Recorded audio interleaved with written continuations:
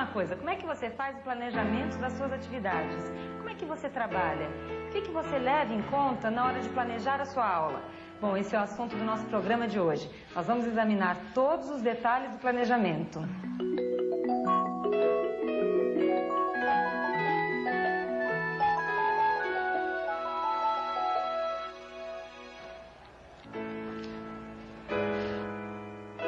O que faz parte do planejamento de um professor? Pense um pouco. A gente planeja o nosso tempo no horário e no calendário. A gente organiza o espaço da sala e da escola. A gente considera as diferenças entre os alunos. Escolhe os materiais que fazem parte do aprender. Planeja a maneira de fazer a avaliação da turma. Enfim, como a gente vai desenvolver as atividades.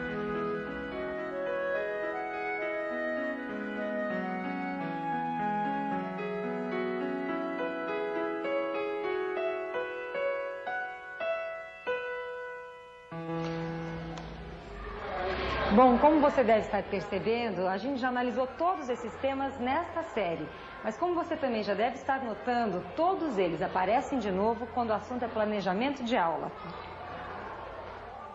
Quando o professor planeja uma atividade, muitos fatores entram em jogo. Uma primeira questão que a gente poderia estar pensando seria a questão dos objetivos em jogo com a situação proposta. Então, assim, o que o professor espera em termos de aprendizagem dos seus alunos? O que ele espera vai determinar toda a elaboração, a realização da atividade. Então, um exemplo da gramática. Se o professor espera que os seus alunos saibam definir, por exemplo, substantivos, adjetivos, verbos, pronomes, ele vai organizar a atividade de forma que as crianças possam, no final, dar essa devolutiva para ele em termos de definição do que é um adjetivo, dessas categorias gramaticais. Se ele não espera isso, se ele espera que as crianças saibam usar apenas esses recursos da língua, ele vai organizar de uma outra forma a atividade. Então tem a questão de tempo, de espaço, de materiais também que vão ser utilizados, a organização das crianças. Então uma série de fatores que são decisões que o professor toma para compor uma única aula. Esse momento de preparar a atividade é fundamental. O professor precisa de um tempo para isso.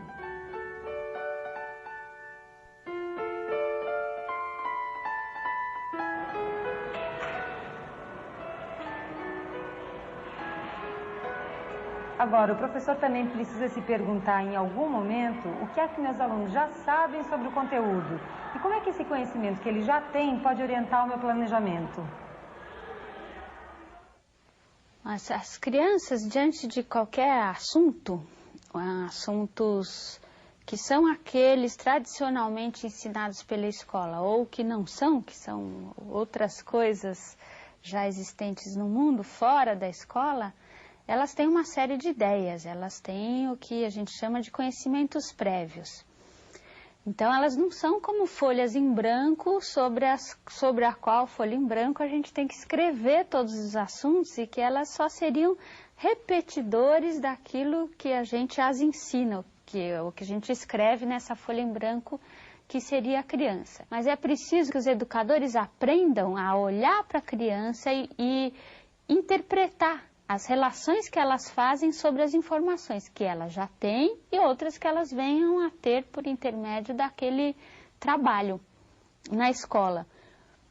E então nós chamamos de conhecimento prévio, na verdade, muito mais o modo de relacionar dados e informações, a maneira de conhecer, que é muito específica de cada criança, não só específica de cada região do país, de cada cultura, mas de cada indivíduo. E como isso é assim, um disparador, uma matriz, é a única possibilidade da criança estar lá, é ser do jeito que ela é.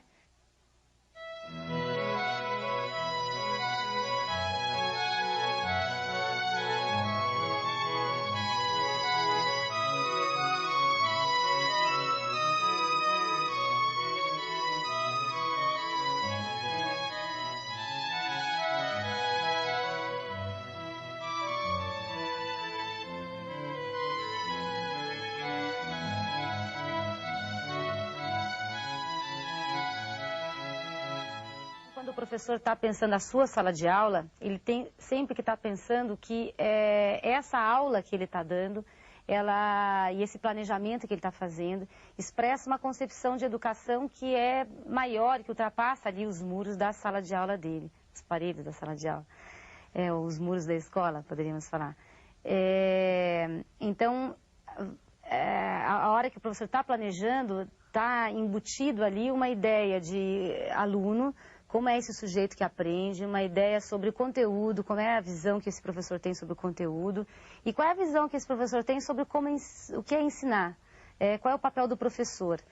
Então, isso tudo é num plano, digamos assim, teórico, quer dizer, o professor está planejando e ele está usando todas essas questões que são do âmbito do teórico para pensar uma boa situação de aprendizagem. A hora que ele executa, digamos assim, que seria a parte, então, prática. Então, por isso é tão importante a questão da reflexão. O professor está sempre avaliando, o planejamento tem que ser sempre controlado e ser constantemente reavaliado para buscar essa coerência pedagógica. Quando você planeja alguma coisa e não dá certo, como é que você faz? O que você se pergunta? Quando uma atividade não dá certo, e isso tem relação direta com as crianças, a gente procura discutir com eles. Olha, por que não deu certo? O que será que aconteceu? E a gente pode até retomar essa atividade num outro momento. Mas quando é uma coisa que é imperceptível para as crianças e é uma coisa que a gente levantou, que a gente percebeu, a gente volta a discutir em cima daquilo, a gente procura ler, procura assessoria, procura de algum jeito tentar retomar aquela atividade e tentar pensar em novas formas de aplicar essa atividade. Você planeja uma atividade de uma situação problema, que você acha que as crianças põem em jogo o que elas sabem para tentar resolver e que, na verdade, não funcionou. Não funcionou porque ela não estava adequada ou porque ela estava, assim, além do que as crianças poderiam dar nesse momento, entendeu? E aí eu reformulo, a gente colocaria, assim, uma atividade que eu julgaria intermediária para chegar naquela que eu estou me propondo, né? Que outras perguntas os professores fazem para avaliar o planejamento, para poder mudar o rumo da aula, para detectar problemas? Como é que eles fazem? As crianças perguntaram muito, então eu sinto que aquela atividade não foi interessante, não entenderam direito.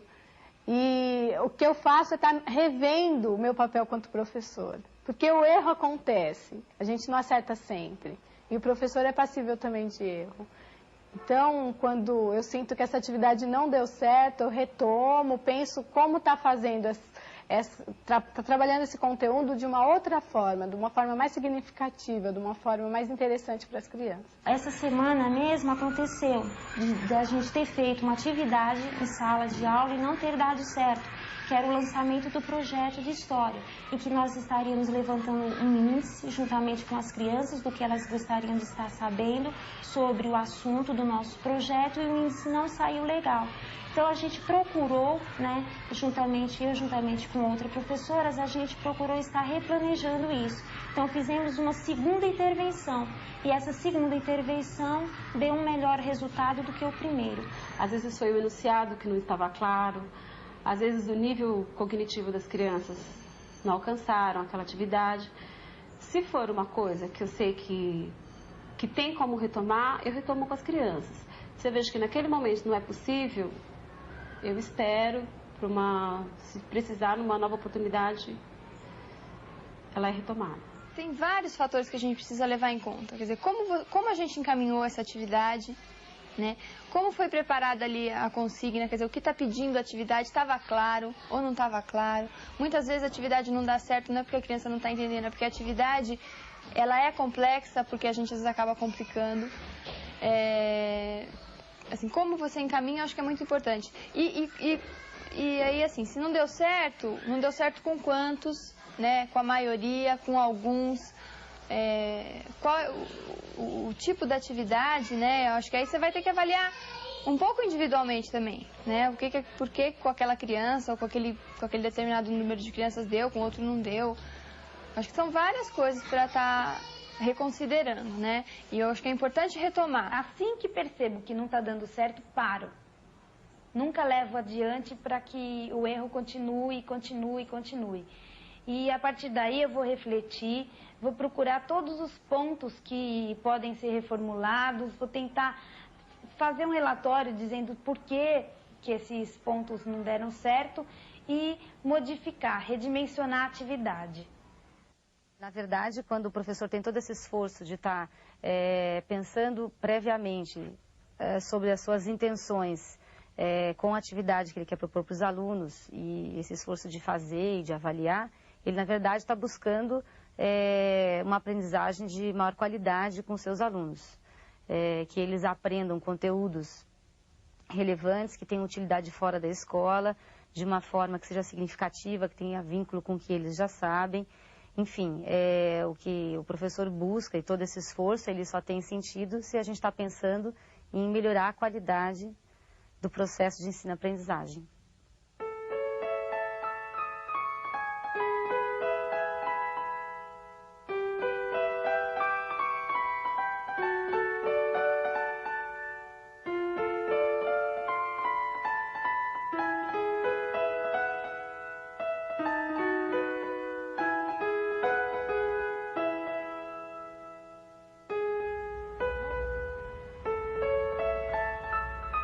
Bom, como a gente pôde ver, o planejamento só ajuda o professor. Ajuda a se organizar, a refletir, a estabelecer metas, a encontrar caminhos mais eficientes para ensinar. E, sobretudo, ajuda o professor a ter sabedoria para se avaliar e reavaliar, para o bem dele e para o bem dos alunos. A Escola em Discussão fica por aqui. Bom trabalho!